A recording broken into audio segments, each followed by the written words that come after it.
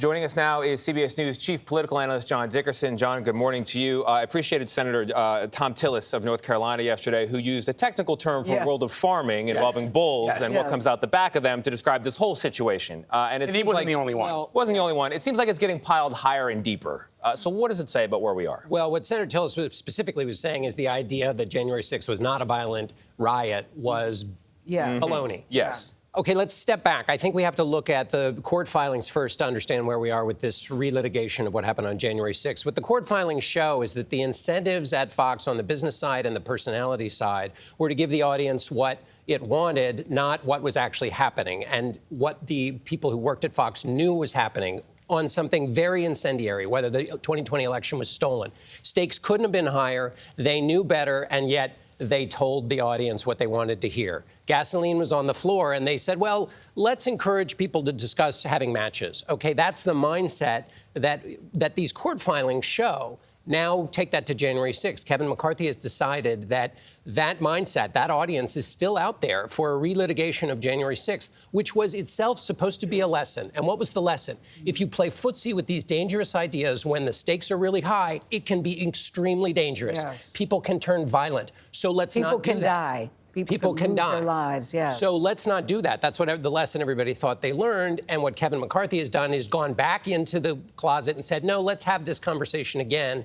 That's in part because those incentives are still out there. And Tucker Carlson's incentives are to speak to his audience, and they still want to hear that story, which is different than the facts, but that's the story they want to hear. Does the audience not care that the people who are giving you the quote facts don't even believe what they're telling you and know it not to be true? Well, that's the important thing. Isn't it a news organization? The important thing in the filing is that the people who are telling the audience what the audience wants to hear privately are saying that they know what they're saying or what they're allowing on their air to be said is not true. That's the crucial thing about this filing.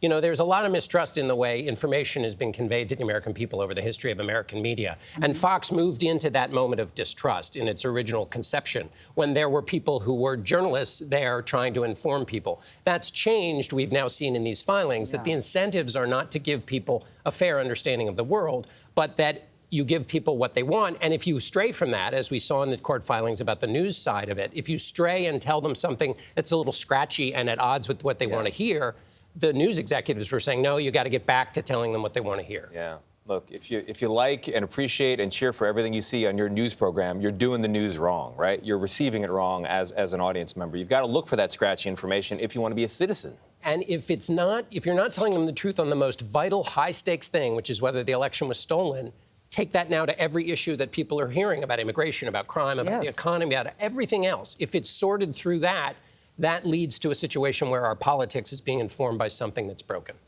Are there no repercussions? All right. John Dickerson, thank you. Always good to have you at the table. It's always good to be back. Thank Good you. to see you.